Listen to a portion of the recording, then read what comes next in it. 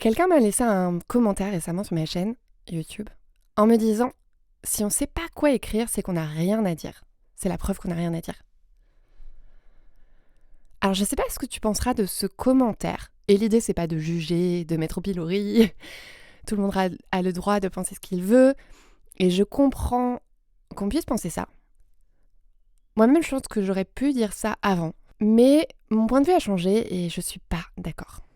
Si on sait pas quoi écrire, c'est pas forcément qu'on n'a rien à dire. Donc si on sait pas quoi créer, ça veut pas forcément dire qu'on n'a rien à créer. Je le dis d'autant que moi, je suis une personne réservée, reconvertie, ou toujours en reconversion, je sais pas. Peut-être qu'on est toujours un peu en reconversion toute sa vie. Mais je mesure ce que c'est d'avoir été formatée et d'avoir peur. D'être bloqué dans sa peur et de pas réussir à s'exprimer, à créer, à oser se lancer. Je pense qu'on peut avoir été très fortement modelé pour se taire, obéir, subir. Du coup, quand on est dans cette position, voilà, est-ce que il faut rester coincé dans cette position en disant voilà, je sais pas quoi dire, je sais pas quoi faire, je sais pas quoi créer. Et moi-même, quand j'étais petite, plus jeune, j'étais pas de celle qui s'exprimait, qui parlait, qui osait parler en classe par exemple. Et je me disais toujours j'ai rien à dire, c'est pour ça que je parle pas. J'ai rien à ajouter, il y a rien d'utile à dire, donc pourquoi parler ? J'avais pas conscience que c'était mon rapport au monde extérieur qui faisait que je m'empêchais de parler. Et c'est pas que j'avais pas des réflexions, que je réfléchis... Enfin voilà, c'est pas que j'avais pas d'idées ou peut-être de contributions à apporter. Je pense que j'en avais, mais je me bloquais à la source. Et je crois qu'on est très nombreuses à être comme ça. C'est la culture dans laquelle on évolue aussi qui nous a façonnés et qui fait qu'on a été habitués très tôt, tout petite, à suivre ce qu'on nous disait de faire. Et je crois, maintenant je valorise le fait que quelqu'un qui enfreint parfois les règles, il a... Enfin voilà, c'est pas pour déifier les gens qui enfreignent les règles et appeler au désordre public, mais je peux admirer en fait quelque part l'esprit d'audace. Et je trouve que ça peut être une bonne chose quelque part. Parce que du coup, tu es dans cette position où tu es en mesure de t'autoriser à faire un pas, à avancer, à te lancer. Tandis que quand tu as été façonné toute ta vie à rester dans ton coin, eh bien, c'est plus difficile de faire tous ces pas. Quand je me retourne sur mon parcours, il y a juste, dans le milieu scolaire, un prof qui, de vive voix, a essayé de me secouer en me disant « Magali, exprime-toi ». J'ai eu plein d'enseignants qui m'ont laissé des petits mots sur mes bulletins en disant trop réservé, s'exprime pas assez à l'oral. Mais j'avais pas de début de solution. Je me disais ok, je note ce commentaire, mais qu'est-ce que j'en fais ? Parce que je sais pas comment faire. Personne m'a appris. Personne m'a dit Magali, vas-y, parle. Je t'écoute. Vraiment. Alors oui, si, dans ma vie après ça m'est arrivé, mais pendant très longtemps, j'ai pas eu cette place. J'ai pas eu cet espace. Ce prof m'a énormément marquée. Je pense que ça a été le début de quelque chose dans ma tête, alors même que sur le moment, j'ai pas réussi à changer les choses. Ça a pris du temps. Quelques années plus tard, j'ai eu un manager qui un jour est venu s'asseoir dans mon bureau, alors qu'il y avait personne autour pour écouter, et qui m'a dit « Magali, il a commencé la discussion de manière nonchalante, comme si on allait parler de choses, et puis il m'a amené sur ce sujet.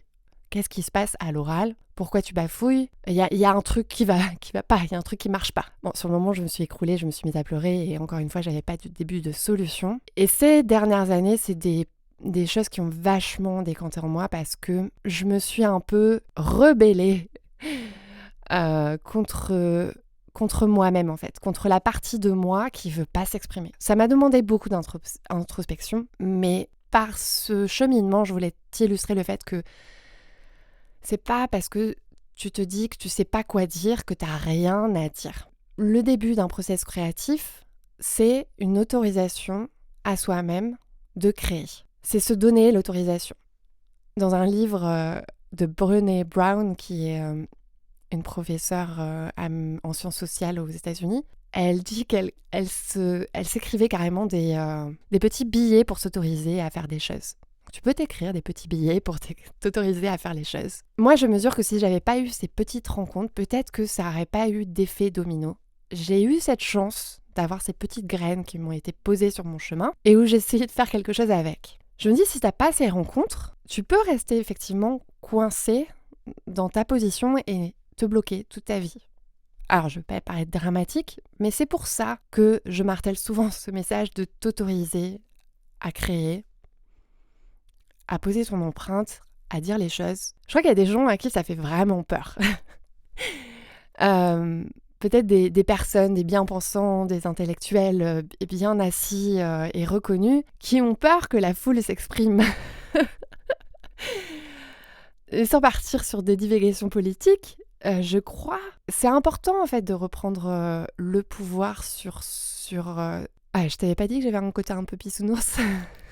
C'est Eliane un jour qui m'a envoyé un message en me disant, je crois que on me dit que je suis pas créative parce que je reproduis tout le temps des tutoriels. J'ai besoin d'un mode d'emploi pour créer. Il me semble, et Eliane, si tu m'écoutes, j'espère que je ne déforme pas ce que tu disais, mais il me semble que c'était la substance. Je crois qu'il y a plusieurs façons de créer. Il y a effectivement ce passage où tu apprends, où tu reproduis, où tu vas pas à pas et parfois tu es guidé par quelqu'un via un tuto, par exemple, ou qui t'accompagne via sa méthode.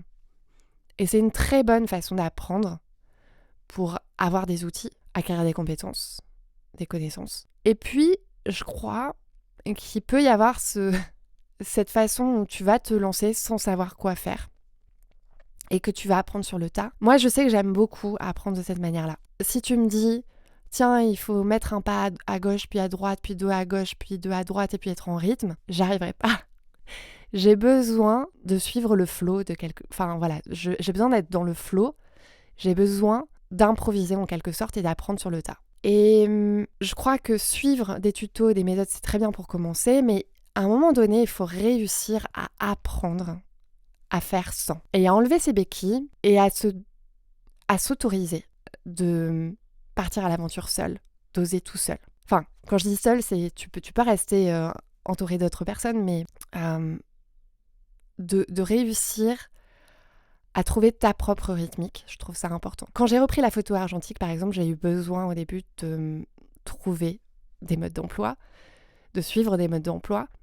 Et c'est en me reconnectant avec un mode de raisonnement, avec une réflexion, avec ma logique, que j'avais complètement mise de côté parce que j'avais été bien habituée dans les années précédentes à prendre des photos en automatique sur un appareil photo numérique ou avec mon smartphone, de renouer avec ça, avec le fait d'avoir quelque chose en main et de réfléchir pas à pas, étape après étape, c'est ce qui m'a permis de me libérer et de renouer avec cette petite étincelle, cette joie de faire qui me motive particulièrement dans mon processus de création. Et quand tu arrives dans cette phase où tu veux enlever tes béquilles pour avancer tout seul, toute seule, ce qui va prédominer, en fait, tu vas te retrouver face à toi-même. Et ce qui va être important dans cette phase-là, c'est la relation à toi-même. À chaque étape du processus créatif, il peut y avoir tes petites voix.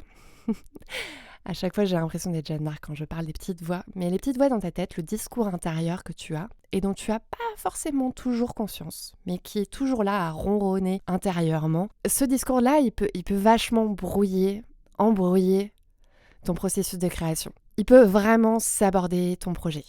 Vraiment, vraiment, vraiment, vraiment.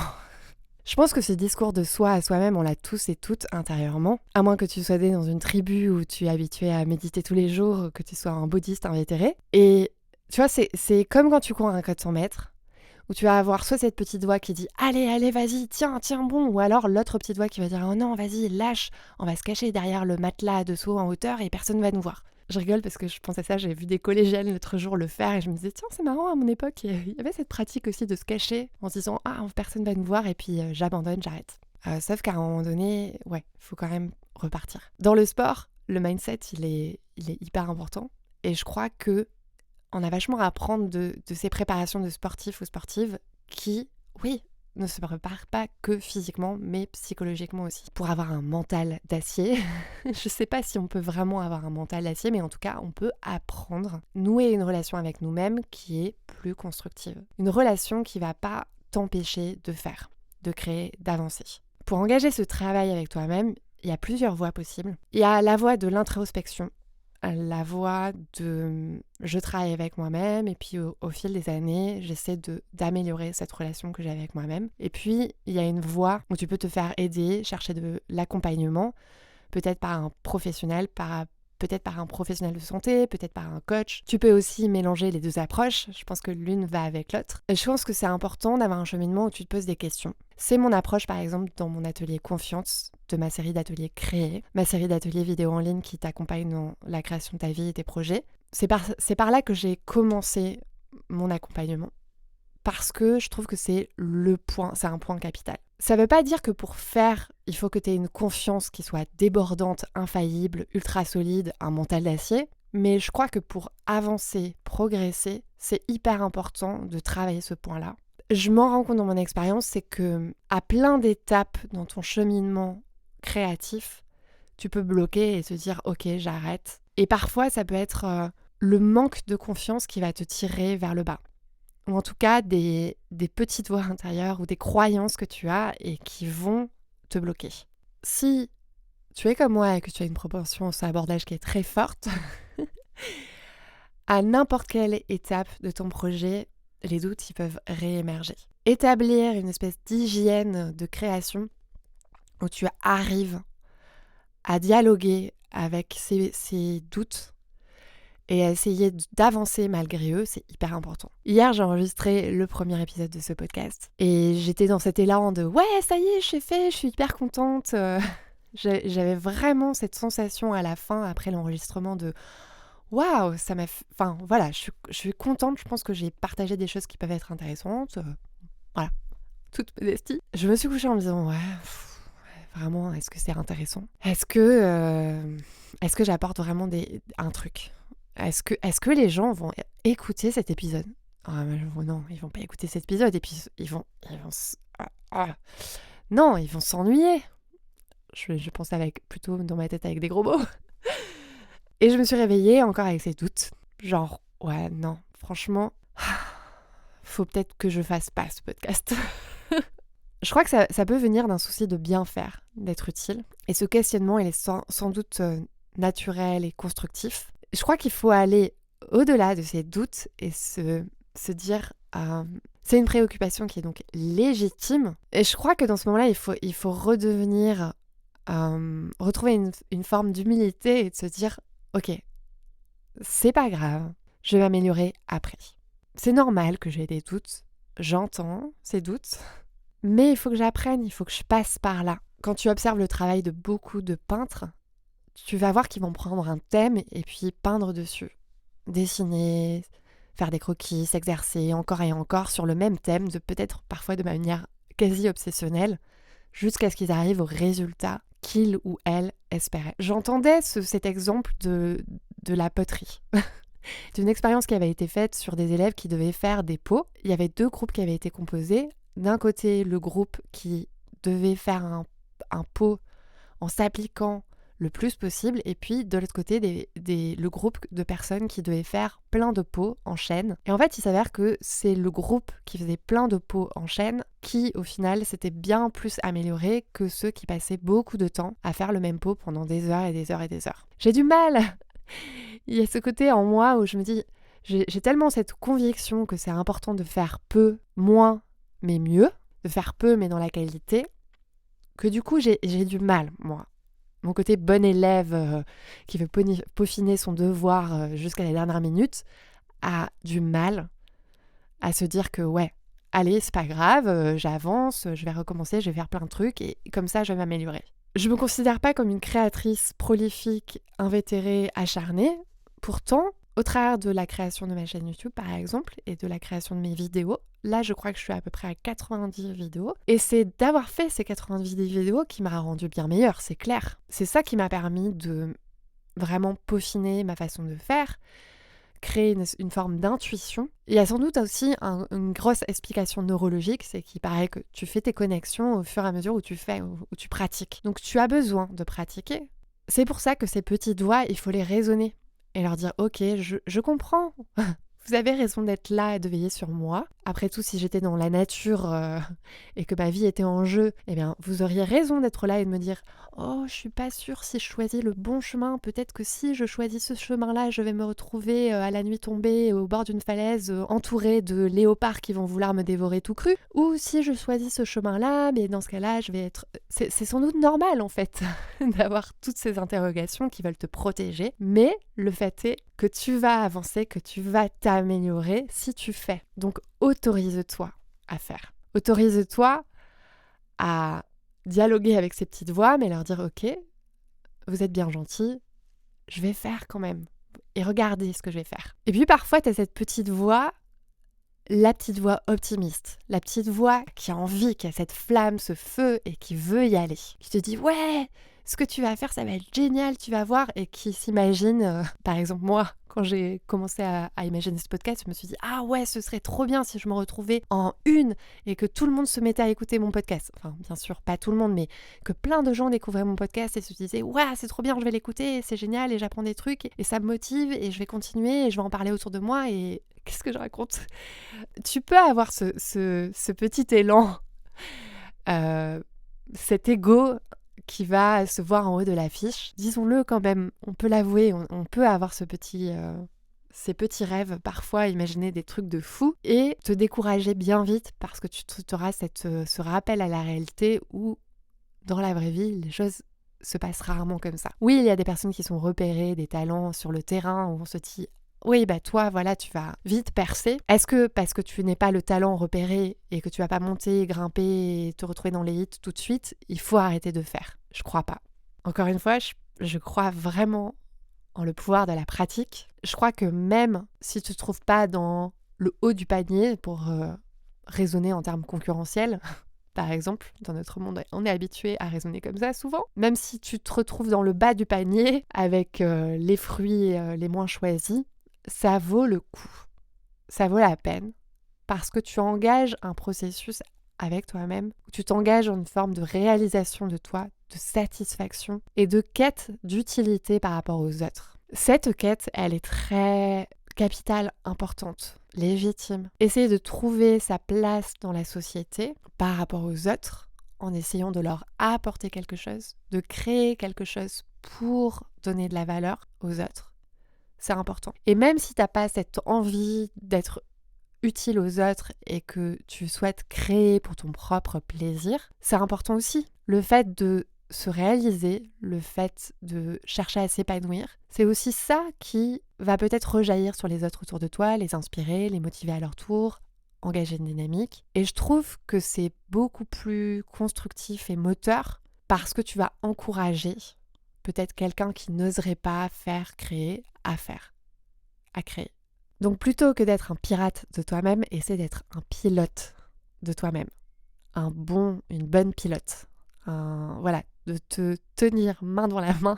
Ça fait toujours très schizophrène, ouais, quand je dis ça, mais d'essayer de nouer cette relation avec toi où tu vas avancer et non pas te retenir en arrière, de te saborder. Et je crois que c'est pas linéaire de rentrer dans cette quête d'avancer. Je pense qu'on peut beaucoup sinuer, beaucoup se perdre. La confiance, c'est pas forcément un socle solide. Elle peut être ébranlée par les événements de la vie, par certaines situations, certaines circonstances que tu vas rencontrer. Et puis parfois, on peut penser qu'on a confiance et ne pas se rendre compte que si, il y a ces petites voix qui nous sabordent. Je crois qu'il peut y avoir quelque chose de très superficiel dans la confiance en soi. On peut penser qu'on a confiance et ne pas croire vraiment en soi. Donc c'est assez délicat finalement. C'est tout un sujet. Même si à certains moments tu es ébranlé, ça ne veut pas dire que tout va s'effondrer. Je pense que parfois il y a des choses qui s'effondrent, mais que c'est pour renforcer par ailleurs l'édifice et faire en sorte de tenir mieux dans le temps. Le temps, il apporte beaucoup de réponses par rapport à ça, de créer cette conviction intérieure, parce que c'est pas forcément parce que tu vas dire des affirmations. J'ai cette vision dans la série Mythe Robot d'une héroïne qui dit des affirmations à longueur de journée et c'est un peu tourné en dérision parce qu'on sent qu'elle est dans un univers anxiogène et que finalement elle y croit pas forcément. Ça veut pas dire de se regarder dans la glace et se dire « Waouh, je suis super géniale », voilà, si t'y crois pas. Il faut apprendre à y croire, former cette conviction. Et c'est parfois en faisant aussi que tu peux la construire, cette conviction. En essayant de voir ta progression et de voir que tu es parti d'un endroit où ça marchait pas, où tu bloquais, et petit à petit, parce que tu t'as accroché, parce que tu as persévéré, et bien t'as appris. Tu t'es amélioré, t'as progressé, t'as gagné en aisance. Et ça peut être... ça, c'est un beau sentiment de satisfaction, je trouve. La confiance, pour moi, c'est un des piliers dans la création. Et c'est pour ça que j'avais fait mon premier atelier de ma série d'ateliers en ligne sur ce sujet.